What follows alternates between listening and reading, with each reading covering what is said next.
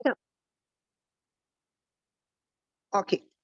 Esse trabalho, né, é uma breve análise sobre o direito à inclusão escolar, certo? Na verdade, é um artigo que eu comecei. Tá bom.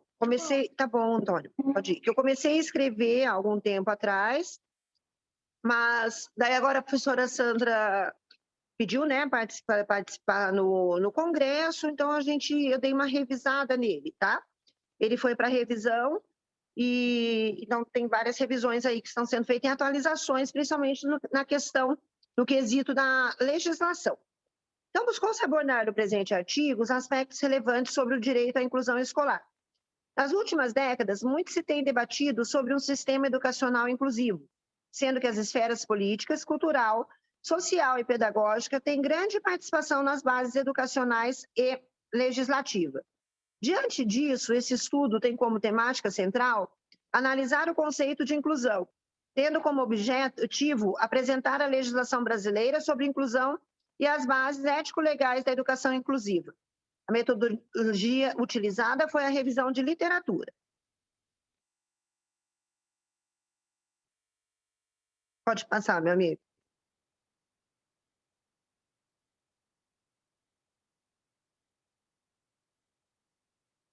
Então, introdução.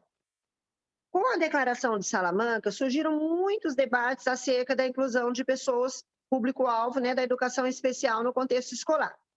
Assim, a inclusão passou a ser tema de discussões no campo da educação e também no âmbito legislativo e jurídico, com o intuito de aparar as arestas e realizar a inclusão de fato. No passado, não tão distante, não se imaginava a possibilidade de crianças público-alvo da educação especial cursarem sequer a educação infantil, quanto mais o ensino fundamental, médio e muito menos um curso de graduação. Porém, hoje, a inclusão inicia-se nas creches com a promulgação da LDB, né, Lei de Diretrizes e Bases da Educação Nacional, de 96, corroborada pela Política Nacional de Educação Especial na Perspectiva de Educação Inclusiva de 2008, que trouxe, entre outros avanços, transversalidade da educação especial, desde a educação infantil até a educação superior, e a definição de educação especial como uma modalidade de ensino que perpassa por todos os demais. Pode passar, Marco? Depois eu vou falar. Então, assim, primeira coisa, o conceito de educação inclusiva. Para Freire, afirma que a inclusão, enquanto forma de flexibilizar a resposta educativa, de modo a fornecer uma educação básica de qualidade a todos os alunos, tem sido apontada como uma solução para o problema de exclusão educacional. A inclusão não prevê a utilização de práticas de ensino escolar específicas para essa ou aquela deficiência e ou dificuldade de aprender. Os alunos aprendem nos seus limites e, se o ensino for, de fato, de boa qualidade, o professor levará em conta esses limites e explorará convenientemente as possibilidades de cada um. Mantor, a educação para a diversidade pressupõe a preparação do professor e do sistema educacional com a valorização profissional do educador, por meio de apoio e estímulo, o aperfeiçoamento das escolas para a oferta do ensino, o apoio à parceria da educação especial e a promoção do trabalho, né, em equipe, Alonso 2013. A educação inclusiva é, pois, uma ruptura com os valores da escola tradicional. Rompe com o conceito de um desenvolvimento curricular único, como de aluno padrão e estandardizado, de aprendizagem como transmissão, de escola como estrutura de reprodução. É assim, muito ambiciosa, sim, como objetivo. Os professores, apesar de serem muitas vezes apontados como os bodes expiatórios da inclusão, são a esperança dela. Elas são parte das suas boas notícias. Pode passar, por favor, Marco.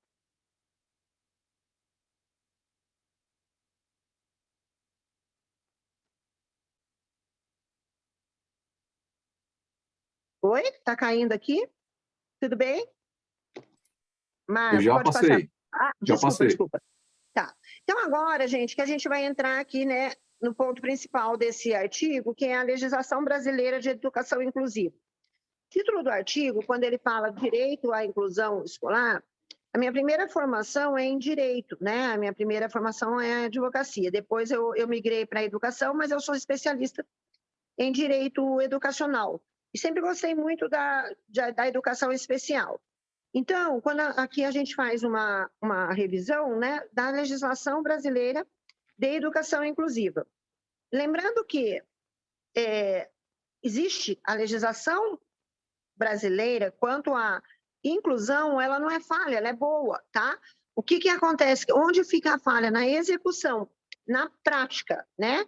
Na interpretação e na prática dessa legislação. Como a gente sempre fala, né? Uma paráfrase aqui. Direito é texto e testa, né? É uma brincadeira para falar da interpretação. Então, assim, hoje muitas pessoas estão lutando, os pais lutam, né, pela inclusão dos seus filhos, com toda razão, eles estão dentro dos seus direitos, mas, na verdade, o que eu sempre falo nas minhas aulas, começo a falar para os meus alunos, a Constituição de 88, né? Quando a Constituição já trazia, está aqui, né, nesse slide aí, ela já trazia que a educação é direito para todos. Quando você usa a palavra todos, acabou, todos, independente de qualquer tipo de discriminação, tá? O todos é todos. Então, assim, então aqui, né, a Lei de Diretrizes de Base estabelece que é de direito de todos a educação, conforme o artigo 2º sobre os princípios da educação nacional. Sobre a Constituição Federal, né, de 88, que vem antes até, o que ela destaca no seu artigo 206, inciso 1? Que o ensino deverá ser ministrado com a igualdade de condições para o acesso e permanência na escola. Dessa forma, é bom ressaltar que o projeto político-pedagógico deve ser constituído visando atender o disposto na Constituição Federal de 88 e nas diretrizes curriculares nacionais, esse adequando à realidade e aos problemas da comunidade escolar. A Política Nacional de Educação Especial, na perspectiva da educação inclusiva, é um documento que traça o histórico do processo de inclusão escolar no Brasil, para embasar políticas públicas promotoras de uma educação de qualidade para todos os alunos. A PNPI fundamenta a Política Nacional Educacional e enfatiza o caráter de processo da inclusão educacional desde o título, na perspectiva ou seja, ele indica o ponto de partida, educação especial, e assinala o ponto de chegada, a educação inclusiva, né? A Convenção dos Direitos da Pessoa com Deficiência, 2009, no seu artigo 24, que trata da educação, traz assegurado o sistema educacional inclusivo em todos os níveis. Lembrando que, pode passar, por favor, Marco? Lembrando que educação inclusiva, né, pessoal, isso a gente tem que falar sempre, não quer dizer mais só das pessoas com algum tipo de necessidade especial, né? É inclusiva em todos os sentidos, tá? Lei 13.14.6/15, Lei Brasileira de Inclusão de Pessoa com Deficiência, a LBI. Eu tenho aqui ela inteirinha também nas minhas referências, né? O capítulo 4 aborda o direito à educação, com base na Convenção sobre os Direitos das Pessoas com Deficiência, que deve ser inclusiva e de qualidade em todos os níveis de ensino, garantir condições de acesso, permanência, participação e aprendizagem, por meio de oferta de serviços e recursos de acessibilidade que eliminem as barreiras. O AEE também está contemplado, entre outras medidas. Então, lembrando assim, acesso e permanência, porque às vezes você garante o acesso, mas você não garante essa permanência e a participação efetiva, né, na aprendizagem. O aluninho ou a pessoa só ficam ali, mas ele não consegue ter esse acesso por falta do cumprimento dos direitos, né, que ele tem, dos direitos que ele cabe. Então, por exemplo, de um interlocutor, de uma pessoa para acompanhar, dependendo do tipo da deficiência, de um professor que seja formado para trabalhar nesse sentido. Então, e aí mesmo acesso físico, né, o acesso da escola. Com o PDDE, acessibilidade, o acesso físico ou os equipamentos tem sido mais garantido, tá? Já faz um tempo que a gente vê isso, né? Com o PDDE, Programa de Dinheiro Direto na Escola Federal, de acessibilidade.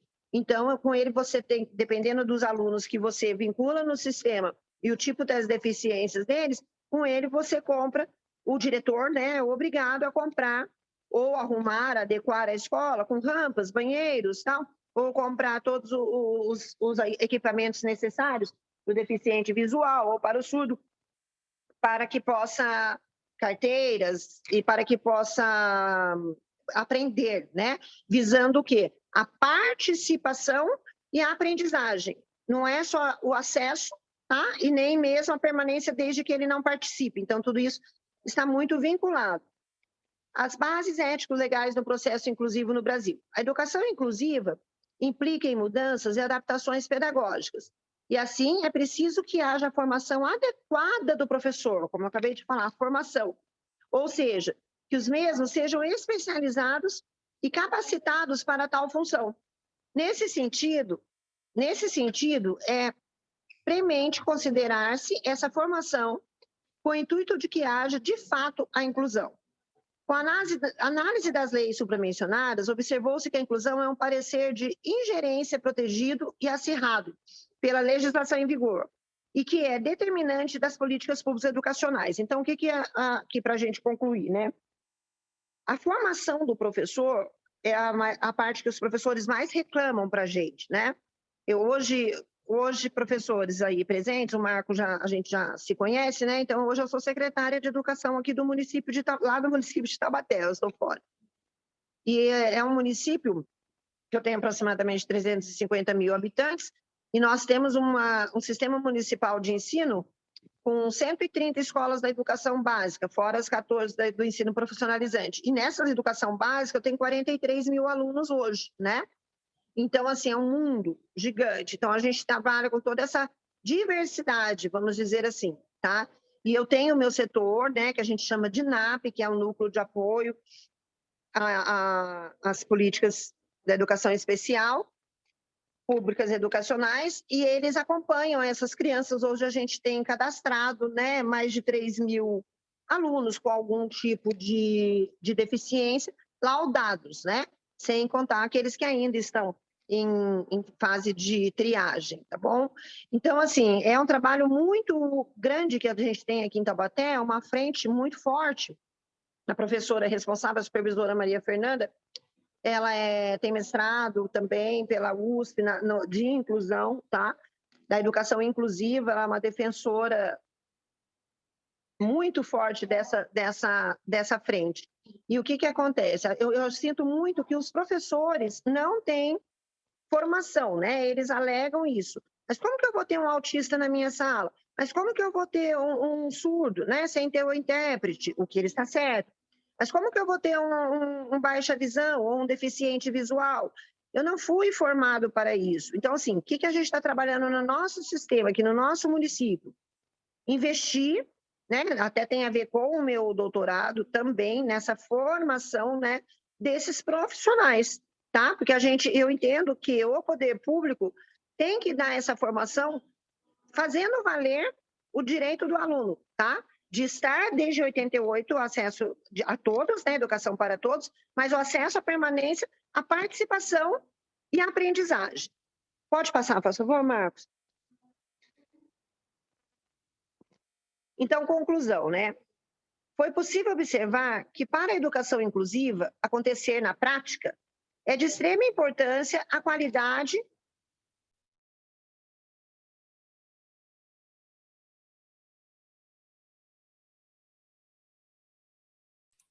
Acho que ela perdeu a conexão, será? Voltei, perdeu. Aqui está bem ruim. Ok, Vamos lá. Voltou. ok, ela voltou agora. Conclusão. Então, foi possível observar que, para a educação inclusiva acontecer na prática, é de extrema importância a qualidade, eficiência e competência dos gestores educacionais, bem como a disponibilidade de recursos, oferecimento de boa estrutura escolar e cumprimento das políticas públicas vigentes. Mas, para que todo esse desafio e objetivo sejam alcançados e superados, há necessidade de apoio, acompanhamento, participação dos familiares, visando também, promovendo e fiscalizando o cumprimento da legislação brasileira. O direito à inclusão escolar é possível, no entanto? É possível, no entanto. Este é um caminho repleto de desafios a serem enfrentados pelos profissionais da educação e também do direito, pelos cidadãos e pelas famílias. E esse caminho deve ser feito com conhecimento, determinação, ética e justiça. Então, só para concluir, professor, como a gente já falou, eu até entendo que tem uma legislação vasta, tá? Ela tem uma história bonita aí, se você fizer, né, o direito aí educacional nessa legislação específica. O problema é que a gente tem que pôr em prática. E lembrando, né, que a educação é dever do Estado, né, e da família. Então, assim, claro, nós, enquanto Estado, nós temos que garantir tudo isso. Então, como eu já falei, o federal, o governo federal tem garantido através do PDD a acessibilidade? Tem, o acesso. Eu concordo com isso. E é bem controlada a prestação de contas se alguém aí é gestor público, tá? Extremamente controlada. Porém, para mim, está falhando bastante, né, nesse investimento mesmo, ou da gente poder usar mesmo esse PDD que seja de acessibilidade, ou normal, para a formação dos professores, tá bom? Eu não vou me esticar muito aqui, professor, por conta do horário, são 3:18, né? Então, aqui eu usei bastante a Lei Brasileira de Inclusão, tá? Não saiu aqui o slide das referências, ok? Ok. Obrigado. Obrigada. Obrigada, professora Gabriela, professor Marcos, que fez esse apoio técnico aí, não é? Sim. Vamos abrir, então, aqui para discussão, para a gente fazer... Essa é uma área que não é minha especializada, mas eu tive uma experiência bem aguda e eu gostaria de fazer uma pergunta sobre isso, né? Claro. Eu sinto, embora não seja um especialista nessa área de inclusão, que a legislação brasileira, nenhuma legislação é perfeita, naturalmente, mas ela é bem avançada em tudo isso, né? Então, há uma defasagem que diz a legislação que é praticado, né, nas escolas, nas instituições, etc. E, para mim, esse foi um assunto sempre assim muito paralelo, né? Nunca me dei muita atenção para isso, mas até que um dia, eu sempre dei aula em mestrados e doutorado, na pós-graduação, tive uma época que dei aula no ensino médio, há muitos anos atrás, mas nesses últimos 18 anos, 20 anos, tenho dado aula na pós-graduação. Até que um dia eu tinha na minha sala uma pessoa cega, né? Uma aluna cega lá em Lisboa, e eu tinha que ensinar para ela, e ela usava o computador de maneira muito esquisita para mim, né? Então, veja, eu estou falando de um professor universitário. A minha pergunta, feito esse contexto, Gabriela, é se você tem conhecimento de estudos, porque a gente fala muito de educação inclusiva na escola básica, não é? E até mesmo no ensino superior, mas se na pós-graduação, porque cada vez mais a sociedade tem proporcionado pessoas com necessidades educativas especiais, não é? Com necessidade de inclusão, a mesmo nível de mestrado e doutorado. Se você tem conhecimento de processos teóricos e práticos de inclusão nestes níveis de ensino, ou isso, cada caso é um caso, a legislação não contempla isso, se você tem algum conhecimento sobre essa área. Muito interessante, professor, uma excelente pergunta, né? Não, na verdade, eu trabalho mesmo, né, como eu falei para o senhor, sou secretária municipal de educação, então o meu foco é a educação básica, né? A gente acaba estendendo a pesquisa, que já é um universo gigante de pesquisa, né? Como eu brinco com a professora Sandra, minha orientadora. Mas, assim, quando, por exemplo, a gente fez, eu enquanto aluna, né? Eu lembro quando eu fiz a minha primeira faculdade, que foi Direito, eu tinha realmente também um colega deficiente visual, né, totalmente, e a gente acaba aprendendo muito com eles, né? Depois cruzei também com uma outra cadeirante, a gente acaba vivenciando isso. No mestrado e no doutorado, eu tenho ciência que existem, sim. Por exemplo, aqui em Taubaté, a gente tem a Unital, né, que é a Universidade de Taubaté, e ela tem cursos de mestrado e doutorado, foi até onde a gente fez o mestrado. Várias pessoas estão participando, inclusive, desse congresso, tá? Então, alguns prédios foram adaptados, né, no quesito acessibilidade. Eles fazem, eu conheço alguns colegas, eu conheço deficiente visual, né, e surdo, que está fazendo mestrado e outro que já terminou, mas eu precisaria me aprofundar, tá? Eu não consegui chegar nesse âmbito, mas a minha opinião é assim, eu acho que quem chegou sozinho, sabe? Chegou por força própria mesmo, porque, como o senhor falou, a nossa legislação ela é avançada, mas a prática dela, a execução, ela não acontece. Então, só quem estuda um pouquinho mais, por exemplo, eu tenho um amigo, Luiz, ele é o presidente da Associação dos Cegos aqui do Vale, né, daqui do Vale do Paraíba. Ok. Então, você vê, ele chegou, mas porque ele se aprofundou por si próprio, tá bom? Obrigada. Eu sei. Ou seja, cada pessoa com necessidade de inclusão que chega ao mestrado é uma história de heroísmo privado, né? Da família. A pessoa é cadeirante, então tem que ter uma estrutura familiar gigantesca para o cara chegar lá no mestrado e doutorado, né? Sim, gigante, professor. Para chegar na faculdade já é, né? Agora, nossa, mestrado, doutorado nem conheço mesmo. Eu, particularmente, não conheço. Mas eu vou pesquisar, eu gostei da pergunta. Bem interessante. Ok. Professora, mais uma pergunta aqui, pois não? Olá, professora Gabriela. Diz que eu vou ter entrado um pouco depois, mas é um tema que também me é muito caro. Né? Já partilhei com a pesquisa do professor Marco, que também é muito... Muito próximo. Né? Marco é um querido de matemática aí. Ele faz... Francisco, ele apresentou o trabalho na minha sessão e é sobre os problemas do ensino de EAD para cálculo 1. Para cálculo, né? Integral, derivadas, então trocamos algumas figurinhas acerca do meu doutorado. Vamos trocar mais. Para matemática, tem muito aluno que precisa, tem necessidade de inclusão, né? Nossa. Boa! É verdade. Professora Gabriela, eu queria dar uma sugestão.